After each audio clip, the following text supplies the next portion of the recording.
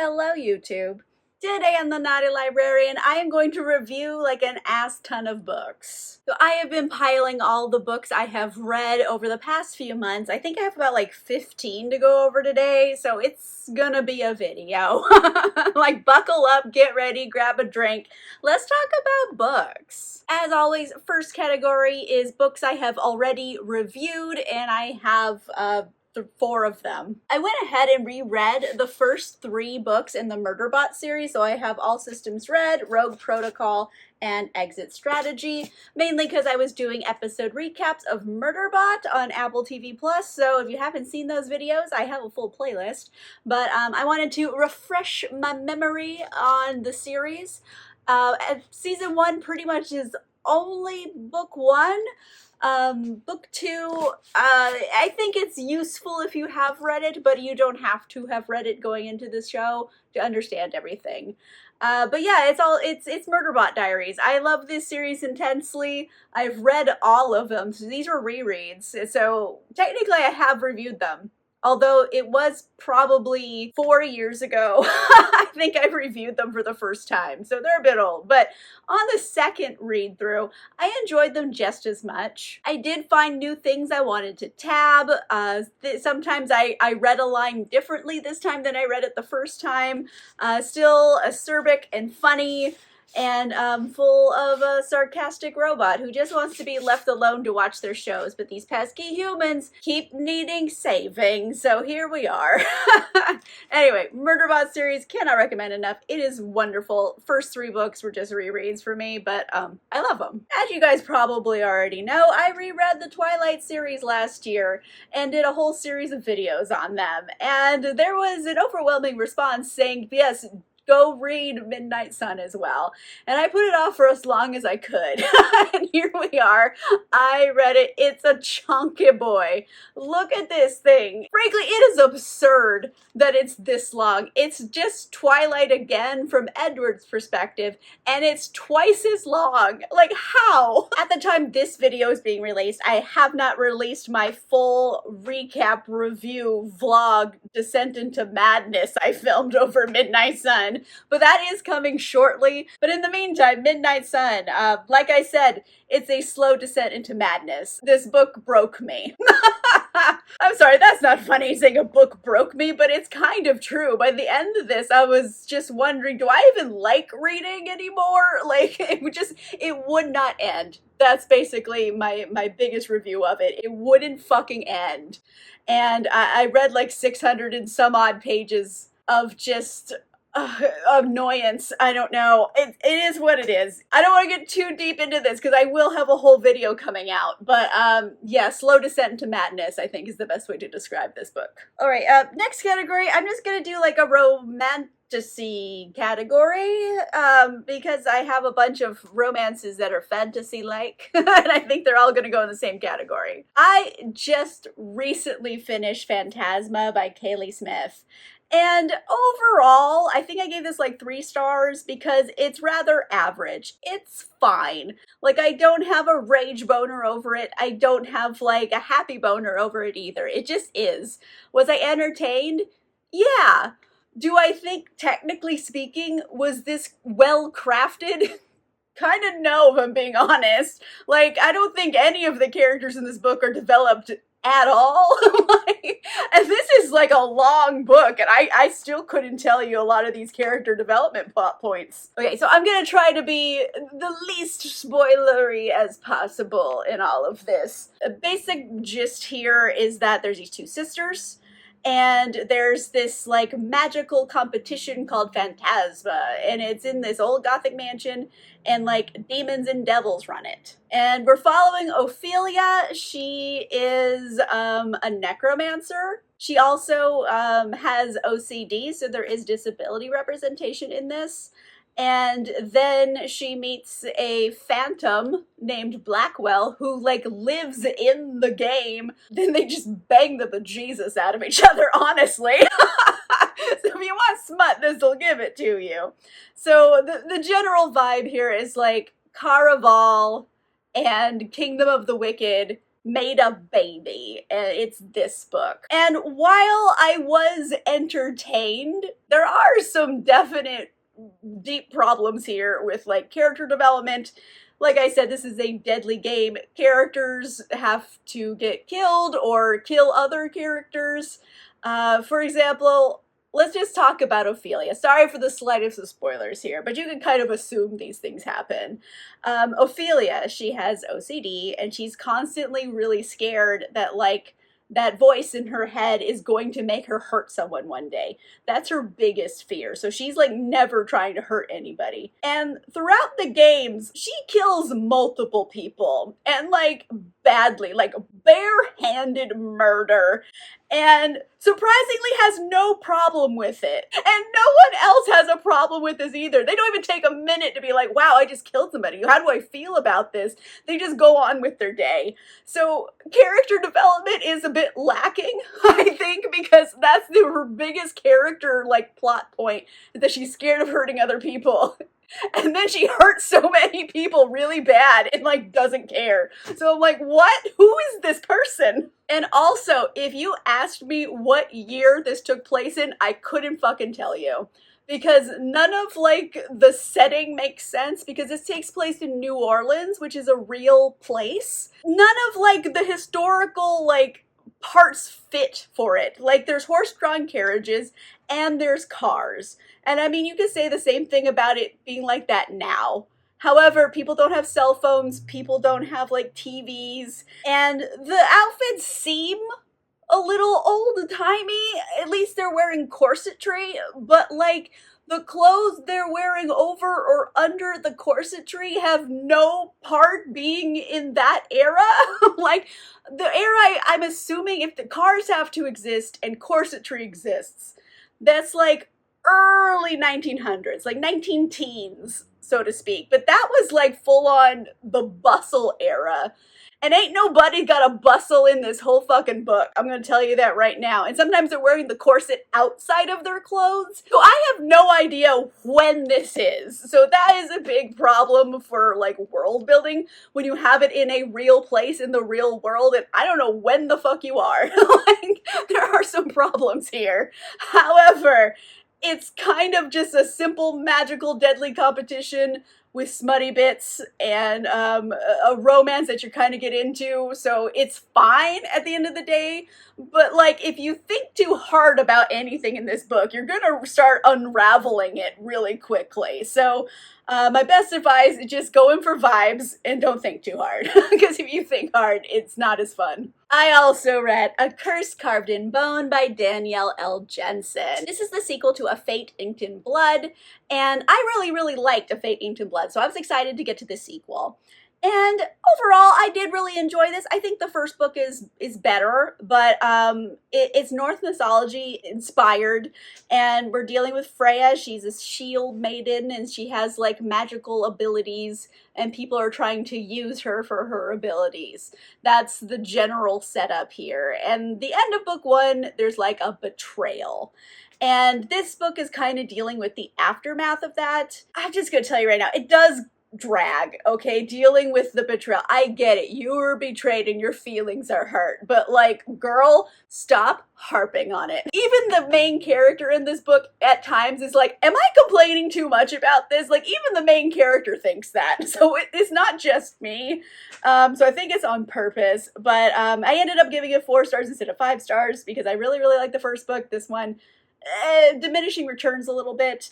Overall, I did really enjoy it. I liked the ending of it. I don't know, it could have been a trilogy, but at least it's only a duology. I think the door is open for more books in this world if the author chooses to write them. But overall, it's smutty. It's action-packed. I really like our heroine, even though she is quite whiny in the first half of this book. The second half, she pulls up her big girl pants and stops whining so much. In the end, I am excited for this couple to get together and stay together. So I was rooting for the romance in it. I was enjoying the fantasy elements in it. There's a lot of twists. So not quite as good as book one, but still a solid conclusion. So I gave it 4 stars, mainly just because it dragged a bit. But overall, Good series. Glad I read it. Another conclusion to a duology, I read The Shadow Bride by Shelby Mahurin. This is the sequel to The Scarlet Veil, and which is also a spin-off of the Serpent and Dove series. So there's a lot of books. This is like book 5 overall in the main storyline. And we're following a new heroine. Her name is Celie. And this time, instead of like witches, we got vampires, and angsty ones to boot. I can't talk about the book unless I spoil something, but I think it should be rather obvious as soon as I said vampires here. Celie becomes a vampire at the end of book 1.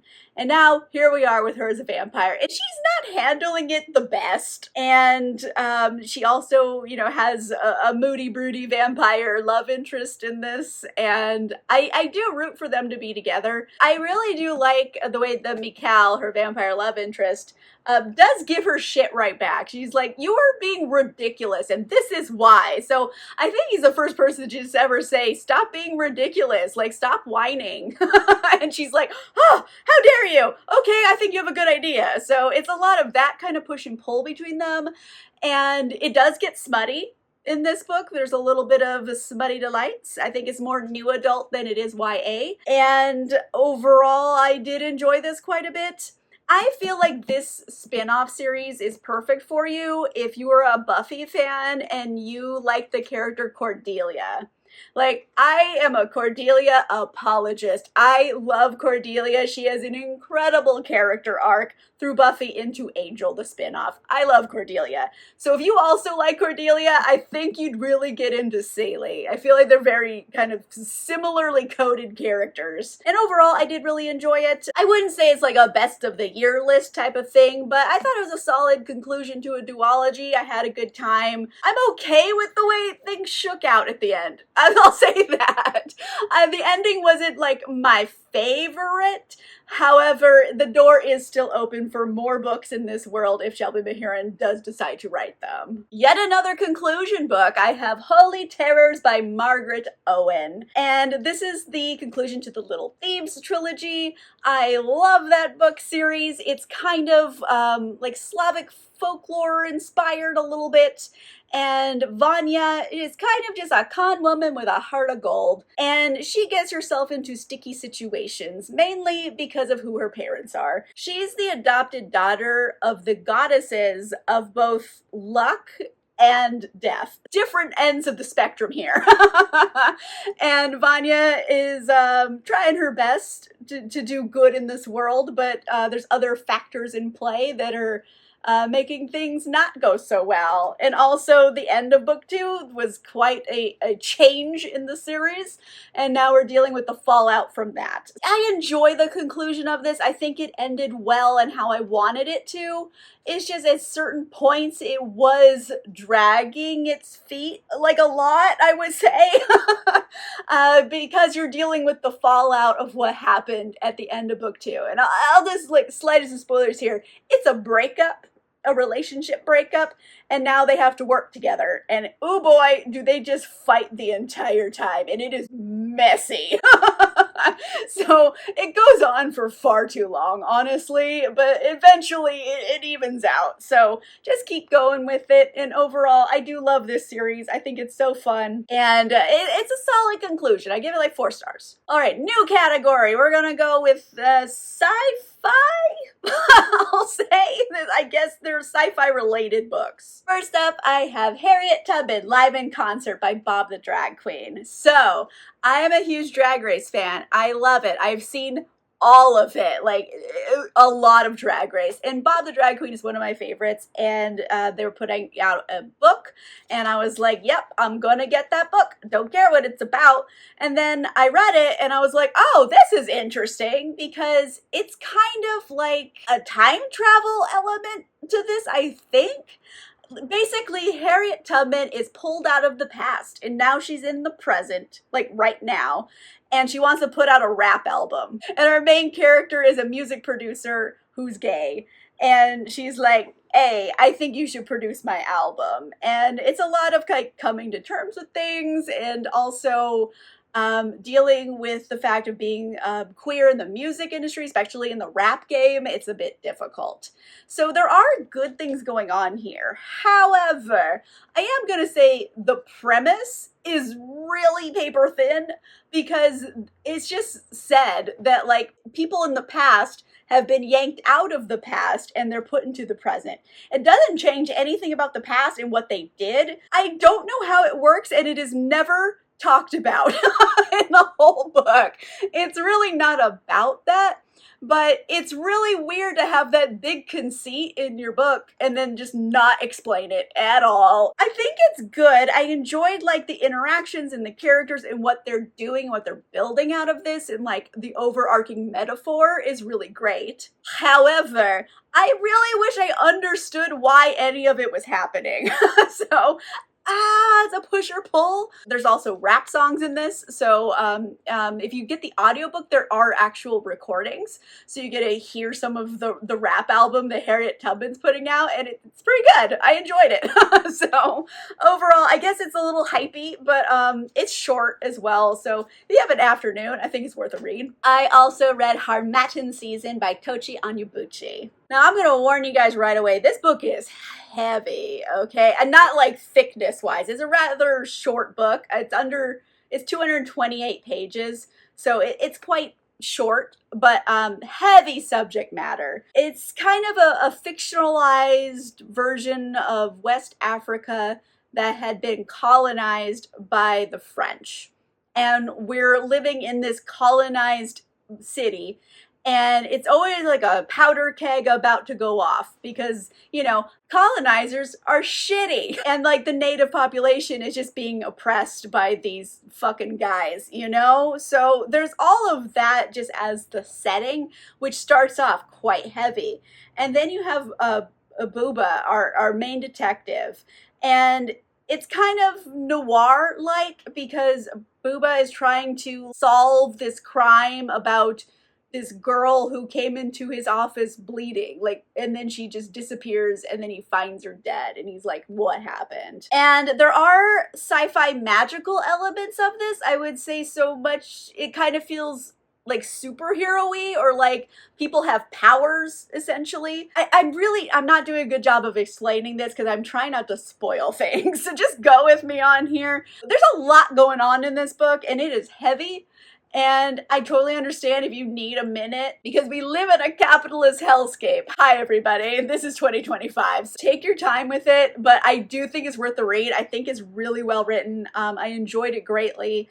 The magic system isn't explained as much as it could be. I'll say that, but overall, I totally love this book. I think it's really, really good. I also read Anima Rising by Christopher Moore. This one is weird. I think it's the best way to describe this book because I'll just say like this little blurb on the front pretty much tells you what you need to know.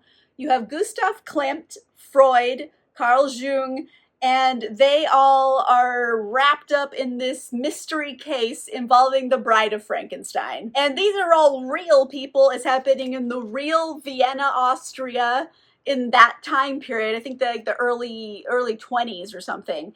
And they're all trying to help this woman that was found in a canal regain her memories. And turns out she is the Bride of Frankenstein. And Frankenstein is a fictional character, but somehow is also real in this world. And also there's like magical reincarnation going on here. There's a lot to get into. And I do want to put I don't know, a trigger warning with an asterisk, I guess, because this is the 1920s in like bohemian artist circles, and women in that time period in general didn't have a ton of rights. And in the bohemian artist lifestyle of the Belle Epoque, like it gets kind of rough for women. And so I put a trigger warning on it for just, you know, SA. And usually, like, when things have, like, SA in it, I don't read them. But I personally was fine with this one. I got through it. All these women who are, you know, being subjected to, like, not great stuff have a whole lot of agency about themselves. Like, they're really the main heroines of this story. Just be aware that it gets a little rough at times. But I personally could read it, and I felt it was handled well. And nothing is very graphic on page, but yeah, so just be aware of that. So if you like Belle Epoque art scene of like Gustav Klimt and his contemporaries, Egon Schiele was also in this book because they were friends. And Sigmund Freud and Carl Jung, they're all in this book. And then also fictional characters are also in the book, but real. So it's kind of like a mishmash of a lot of things, but I did like it in the end. I thought it was really fun. Also, Christopher Moore is kind of one of those like sarcastic writers where there's a lot of absurdist humor. So there's going to be a lot of like weird stuff going on. But if you're in the mood for weird, this one will give it to you. All right, last category in this video are horror and thrillers, and I have 4 of them. First up, I have The Manade of Smoke, and overall, I did not like this. I actually DNF'd. I had so little interest in what was happening in this book that like I could not be bothered. And it was the second time I was giving this author a chance. And the other book I read by this author is considered one of their best books, and I didn't really get into that. So I'm thinking me and this author just like don't vibe. But it's kind of a mystery thriller. Maybe there's a little like dash supernatural in there. But it's so slow paced that it's obnoxious. It feels like a moody, broody BBC miniseries that you'd watch on Netflix, and I think maybe that's the medium for this because you can make it more interesting and visually appealing than just words on a page, which is glacial. So I think maybe this is more of a visual study. But I read like a third of it and this didn't care, and I gave up and DNF'd. I also read The Enigma of Room 622 by Joelle D.K. And this was for the Blades and Bodice Rippers book club. There is a full discussion video out on this with the book club. And overall, I gave it 2 stars. And it's mainly because there's like a twist at the end of the book. And the twist made me say, fuck you.